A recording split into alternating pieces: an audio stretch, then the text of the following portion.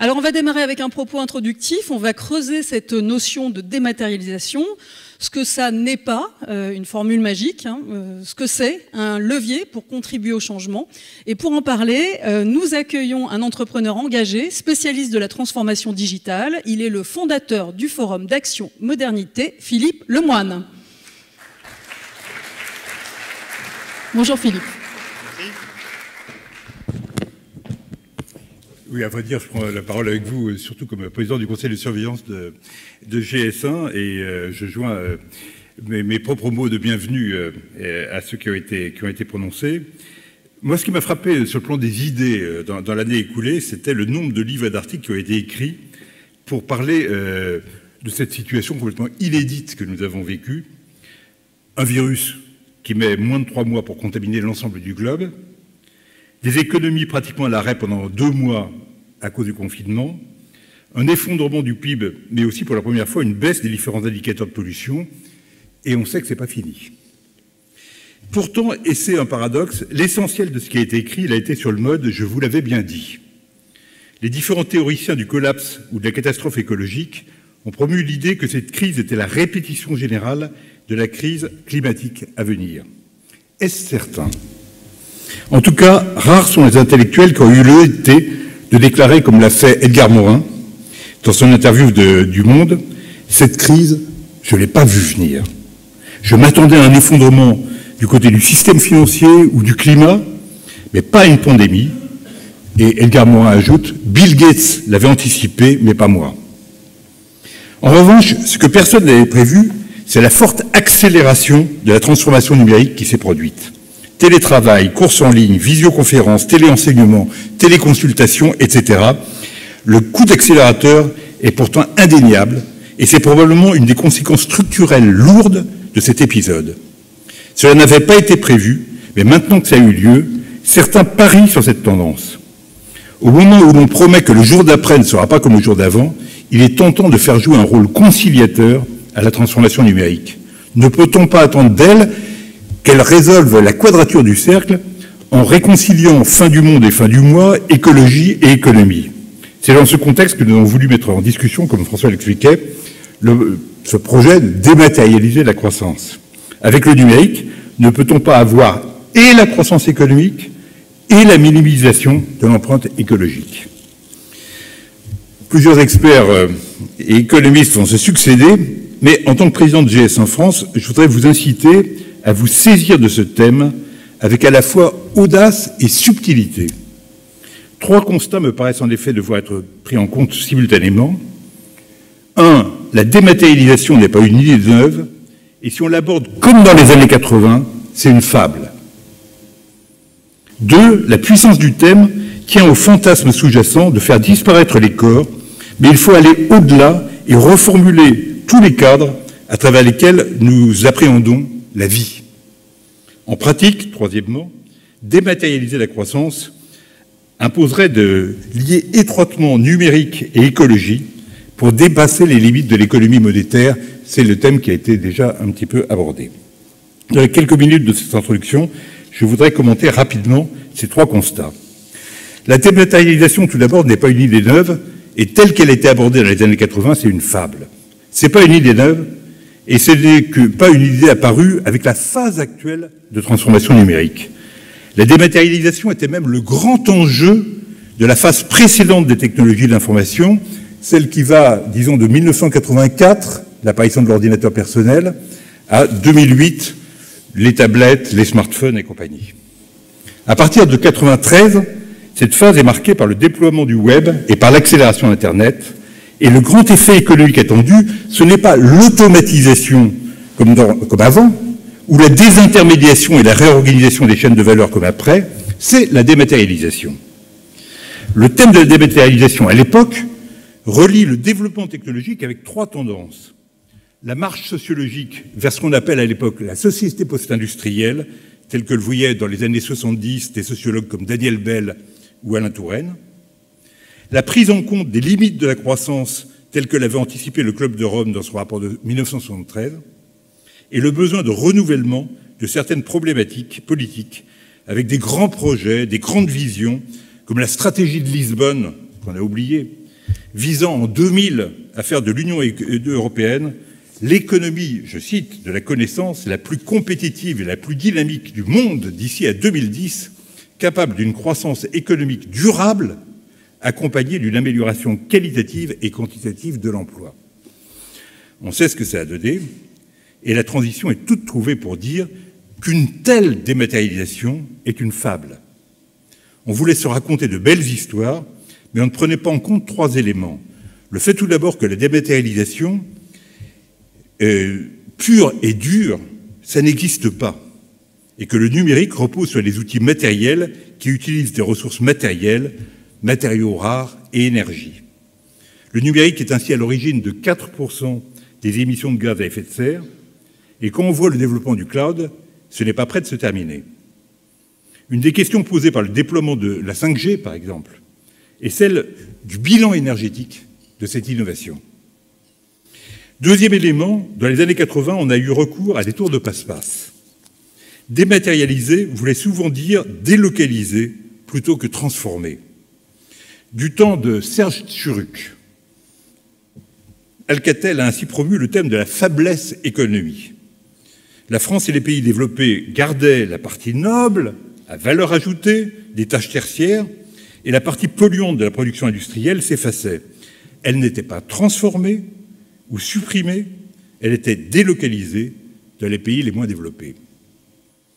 Troisième dimension de la fable, l'approche substantielle des valeurs immatérielles qui a été introduite dans les années 70 et 80 à l'occasion des nouvelles normes comptables IFRS.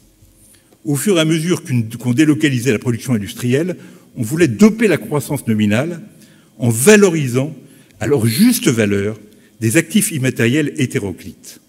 Moyennant quoi, on introduisait une volatilité sans précédent dans les évaluations d'entreprises et plusieurs économistes, ça rappelle peut-être quelque chose à Philippe Moati, parce qu'on a travaillé ensemble dans un groupe qui fait cette hypothèse, plusieurs économistes considèrent que c'était la cause principale de la crise financière de 2008. Donc vous voyez, dématérialisation au sens des années 70-80, je crois qu'il vaut mieux oublier.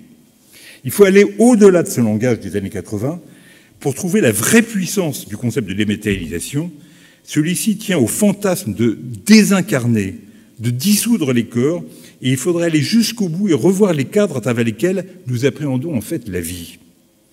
Depuis son origine, le numérique est porté par un fantasme non de dématérialisation, mais de décorporisation.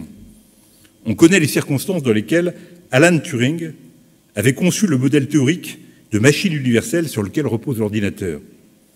À l'âge de 13 ans, on est dans les années 30, Turing est un écolier moyen, mais amoureux d'un de ses amis légèrement plus âgé, qui, lui, est un crack en mathématiques. Cet ami meurt, empoisonné, et Turing écrit à sa mère « Madame, je prends l'engagement que l'esprit de votre fils ne va pas disparaître. Il va survivre en venant habiter mon propre corps. » Et Turing tient parole. Il travaille dur et devient une sorte de génie absolu en mathématiques. L'esprit de son ami vient habiter son corps. Et le modèle de la machine universelle est précisément fondé sur l'indépendance totale des données et des programmes par rapport au support technologique matériel. Présent dès l'origine, ce fantasme n'a jamais quitté le numérique. Derrière la promesse de vie éternelle qu'énoncent certains transhumanistes aujourd'hui, il y a l'idée que l'immatériel, comme l'âme, peut être immortel. Ce fantasme s'inscrit par certains côtés dans le prolongement ultime de la culture dualiste occidentale. Il y a les corps d'un côté, les âmes de l'autre. Mais en même temps, le projet de faire disparaître les corps déstabilise cette structure, et on peut imaginer qu'en poussant un peu fort, on pourrait remettre en cause les fondements de notre culture, ou plus précisément, la dimension de ces fondements qui nous a amenés à une certaine irresponsabilité par rapport à la nature. Culture et nature sont en effet des notions relatives, et le grand anthropologue Philippe Descola a distingué 4 ontologies dans Par-delà nature et culture. Entre les hommes d'un côté, les animaux et les plantes d'un autre côté, on peut construire 4 modes de relation. Le naturalisme, c'est ce qui caractérise notre vision, la vision occidentale. Dans cette vision, l'homme ressemble aux animaux et aux autres êtres vivants par la physicalité, par le corps, il s'en distingue, en revanche, par l'intériorité, par l'âme. L'animisme, tel qu'on le rencontre en Amazonie, en Nouvelle-Calédonie, enfin, il y a des anthropologues qui ont étudié cela, ou en Afrique, chez les Dogons, chez les Pygmées, c'est presque l'inverse exact. Certaines tribus et certains animaux ont une même âme, une même intériorité. Ils se distinguent uniquement par leur physicalité. Le totémisme est encore différent. Il suppose que les hommes qui adoptent tel animal comme totem sont, au-delà des apparences, en fait identiques à eux, et dans leur intériorité, et dans leur physicalité. Ce totémisme se retrouve en Australie ou chez les Amérindiens. L'analogisme, enfin, se rencontre en Afrique de l'Ouest, en Inde, dans la Chine ancienne, dans les Andes.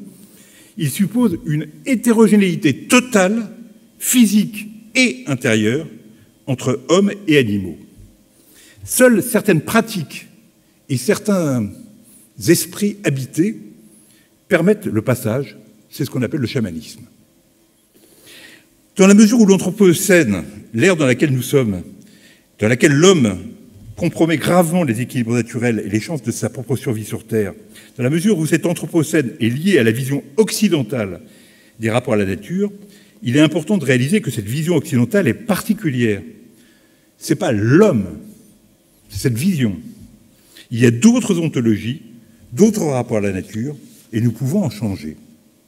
On peut voir le numérique comme un point extrême du dualisme et de la distinction corps-âme, nature-culture.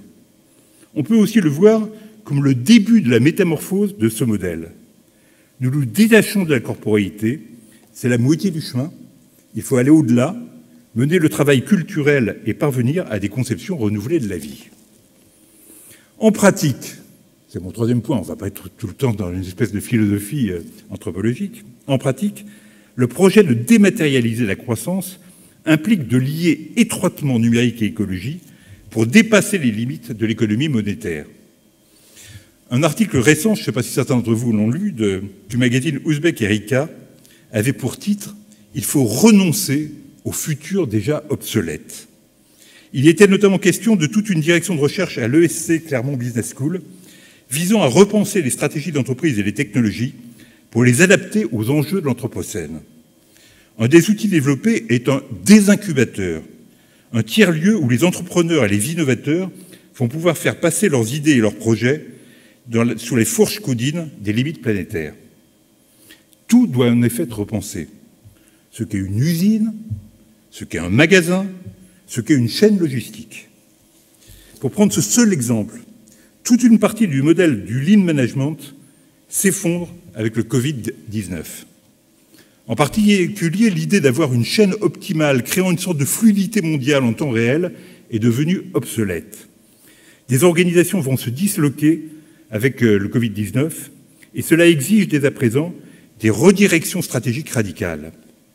Les chercheurs travaillent ainsi sur une délogistisation pour imaginer par le design des ralentisseurs et des bifurcateurs dans la supply chain, permettant à une chaîne d'approvisionnement de pouvoir s'adapter rapidement à une crise écologique et de répondre à des bouleversements comme ceux que nous sommes en train de vivre.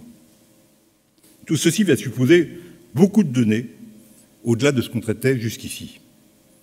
Plus généralement, si nous voulons sortir du débat abstrait croissance-décroissance, il faut savoir distinguer ce que l'on veut faire croître et ce que l'on voudrait faire décroître.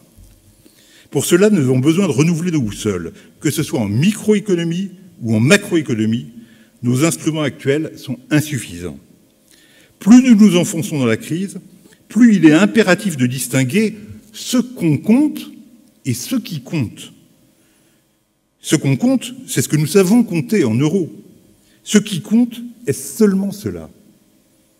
Un de mes amis, le philosophe et économiste Patrick Vivray, dit qu'il faut repenser le sens même des mots.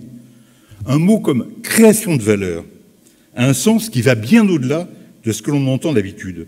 Valeur vient du latin valor, qui signifie force de vie. Créer de la valeur, c'est créer et renforcer les forces de vie, c'est agir dans le combat entre Eros et Thanatos pour renforcer Eros, le désir, l'élan, la vie, contre Thanatos, la mort. Il faut refonder tous nos instruments de mesure et d'évaluation. Nous en allons débattre pendant cette université. Cela suppose beaucoup de données, beaucoup d'informations, beaucoup de traçabilité, et c'est en cela que cela nous concerne, nous, GS1. J'aimerais juste ajouter un mot pour conclure. Ne croyez pas que ce sont des thèmes prospectifs. Dématérialiser la croissance, ce n'est pas réfléchir pour le monde de demain ou de l'après-demain, c'est vouloir faire face aux enjeux d'aujourd'hui. Pour qualifier le travail que nous entamons, je reprendrai volontiers l'expression du sociologue Bruno Latour. Il a écrit que l'urgence n'était pas d'imaginer un futur, elle est de construire les nouveaux gestes barrières contre la production d'avant-crise et contre un modèle de croissance qui nous mène à coup sûr à la perte. Voilà, merci beaucoup.